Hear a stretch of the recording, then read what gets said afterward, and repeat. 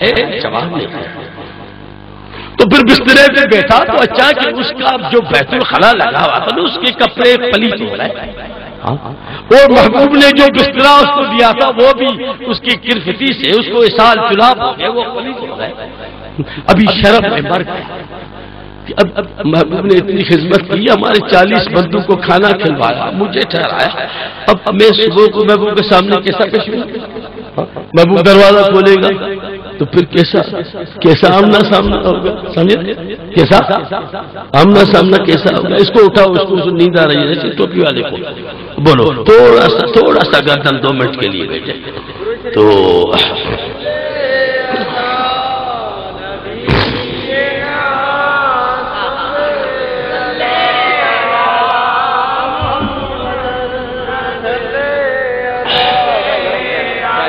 بس ابھی میں جلدی بات کو سمیٹنے کی کوشش کر رہا ہوں کہ واپس اپنی جگہ پہ آ جاؤں تو اچھا ہے۔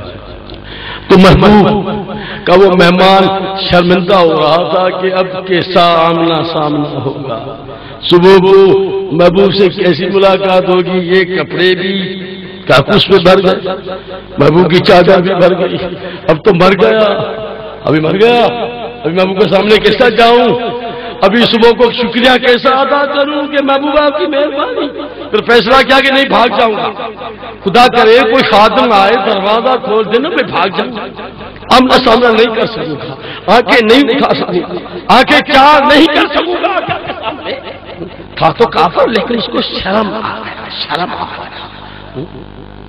تو محبوب وہ ساری باتیں اس کی سن رہا تھا اپنے بسترے پہ، اس کی دل کی باتیں محبوب ساری سن رہا تھا۔ تو صبح کو سویرے وہ سوچ رہا تھا کوئی اندھیرے میں دروازہ کھول دے تو میں بھاگ جاؤں، تو خود مصطفیٰ نے آ کے دروازہ کھولا، دروازہ کھولا اور آقا چھپ کے کھڑے ہو گئے کہ یہ چاہتا ہے کہ سامنا نہ ہو بھاگ جاؤں، اس لیے محبوب چھپ کر دروازے کی اوٹ میں کھڑے ہو گئے کہ یہ بھلے بھاگ جائے۔ اس نے جلدی کی اور بھاگا، باہر نکلا تو مصطفیٰ نے خندۂ زد رحمت للعالمین اور محبوب کے چہرے منہ مبارک سے ہنسی آ گئی، محبوب ہنس پڑا، وہ بھاگ گیا، وہ جو دور گیا تو اس کو یاد آیا کہ میرا سامان رہ گیا، میں جلدی میں بھاگ آیا، اب کیا کروں، سامان قیمتی تھا، کہا واپس جاتا ہوں، اگر محبوب نے شرمایا پھر بھی برداشت کر لوں گا، اگر شرمایا تو برداشت کر لوں گا، لیکن سامان تو ضرور اٹھانا۔ ادھر محبوب اندر گیا تو اس کی چادر اٹھائی اور مصطفیٰ نے اپنے غلاموں کو کہا کہ میرا مہمان آیا تھا نا، اس نے یہ کاکوس کر دیا، تم پانی لے آؤ تو میں اس کی چادر کو صاف کروں، میں اس کی چادر۔ تو غلاموں نے کہا کہ غلاموں کے ہوتے آقا تھوڑی غلیظی ہوتے، غلاموں کے کالا جہاں تاریخ تھا، ظلمت قدح تھا، سخت کالا تھا، کوئی پردے سے کیا نکلا کہ گھر گھر میں اجالا تھا۔ تو کہا کہ آقا آپ، کہا کہ ہاں میں آیا یہاں آ کر، میں آیا دنیا سارے کی گندگی دھونے تو آیا ہوں، ساری دنیا کی، تم پانی لے آؤ۔ صحابی عرض کر رہے تھے آقا ہم پانی لے آئے اور آپ ہمیں دے ہم دو دیں، مصطفیٰ نے کہا نہیں یہ میرا مہمان ہے، اس کا کاکوس میں دوں گا۔ تو وہ بھی آیا، اس نے آ کے یہ گفتگو سنی، دیکھی کہ محبوب کہہ رہا تھا کہ میرا مہمان تھا، اس کی گندگی میں دوں گا، اور صحابی کہہ رہے تھے کہ آقا غلاموں کے ہوتے آقا تھوڑی دھوئے گا۔ تو مصطفیٰ نے کہا نہیں پانی ڈالو، تو اس نے وہ کھڑا ہو گیا، حیران ہو گیا، پانی اصحابوں نے ڈالا، پانی جو ڈالا مصطفیٰ نے اس کو دھونا شروع کیا، تو وہ جو کھڑا سامنے دیکھ رہا تھا تو مر گیا، دل ٹوٹ گئی اس کی، یہ کیا ہو رہا ہے، مصطفیٰ کہہ رہا ہے میرا مہمان ہے، اس کا میں ایک طرف میں دوں گا۔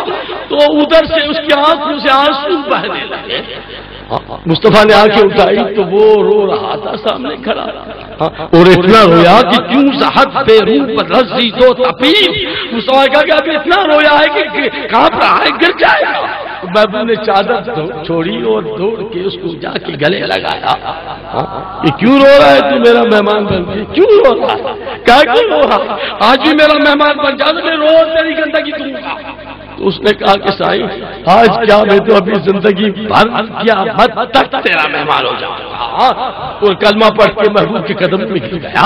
تو عرض کر رہا تھا کہ میرے بیٹے ہمیں شرمندگی دوستوں چاہیے اللہ اور اس کے رسول کے احکامات کی، اور ہمیں جو انعامات دیے کہ اللہ تعالیٰ نے کہا کہ وہ تم گنتی کر، گنتی کر کے میں نے تجھ کو کیا سے کیا نہیں دیا، کیا سے کیا نہیں دیا. تم نے کبھی اپنے پہ سوچا؟ بس ایک دن کی بھوک آئی تو شکایت کر دی سرکار جی تعویذ. ایک دن کا بخار آیا تو چلے گئے محلی بخار چڑھاؤ. وَإِن تَعُدُّوا نِعْمَتَ اللَّهِ لَا تُحْصُوهَا. گنتی یہ ایک شکایت نے بیٹے تم نے گنتی کی کہ ایسی آنکھ کیسے مجھے دی، اس کا شکریہ ادا کیا؟ ہاتھ کا کیا؟ تم نے کبھی اپنے ناک کا شکریہ ادا کیا؟ اسی دہن میں جو زبان ہے اس کا شکرانہ تم نے ادا کیا؟ تیرے جو دانت موتی جیسے اس کا شکرانہ تم نے ادا کیا؟ اس کی حلق سے آواز نکل رہی ہے، دوسروں کی دل جوئی کر رہے ہو. کبھی اس کا طریقہ کتنی نعمتیں ہیں. یہ تیرا ہاتھ خود بخود بن گیا، اس کو تم دیکھو کہ مولا تم نے اس کو کیسا بنایا ہے.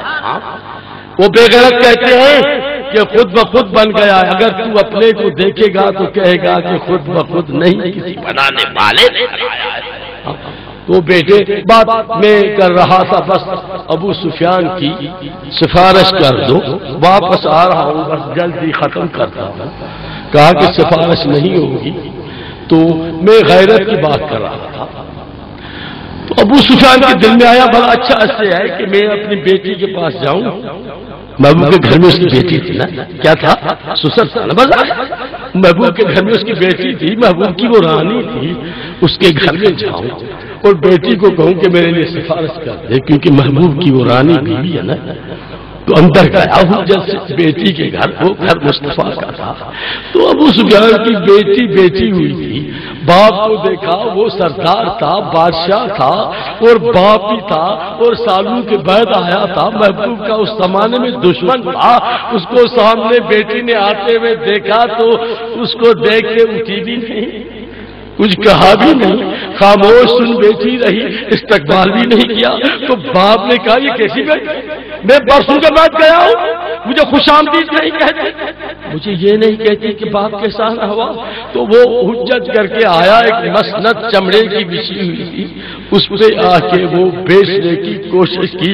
تو وہ بیٹی دوڑتی آئی محبوب کی رانی، کہا کہ بابا اس محبوب کے بستر پہ تو پلیت جسم سے نہیں بیٹھ سکتا.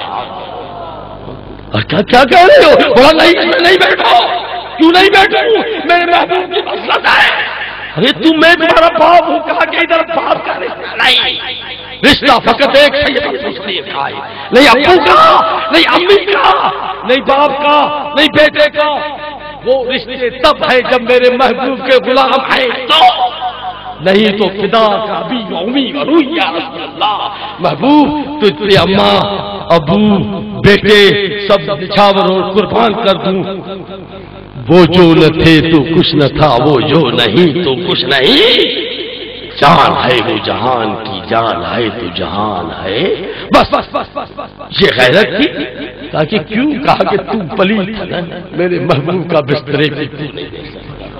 اگر پاک بن جاؤں تو، اس نے کہا اگر پاک بن جاؤں تو، یعنی مسلمان بن جاؤں تو، کہا کہ پھر بھی آقا کے بسترے میں کوئی نہیں بیٹھ سکتا. ارے میں مسلمان بنوں تب، کہا تب بھی نہیں بیٹھ سکتا. یہ تھی غیرت رسول. ایک ابو کے لیے، ایک باپ کے لیے، ایک بیٹی کی جو محبوب کی ازواج مطہرات میں محبوب کی رانی، ہمیں بھی ایسی غیرت رکھنی پڑے گی. اب جو ناموس رسالت کی بات ہو رہی ہے، ہمیں غیرت رکھنی پڑے گی کہ کون ہے جو محبوب کے، میرے محبوب کے لیے ایسی گستاخی کر دے. اگر ہماری دست میں ہو تو ہم اس کو نچوڑ لیں. نہیں تو احتجاج کرنے کا تمہیں حق ہے کہ ایسا احتجاج کرو کہ محبوب دیکھے کہ میرے مستانے ابھی جاگ رہے ہیں۔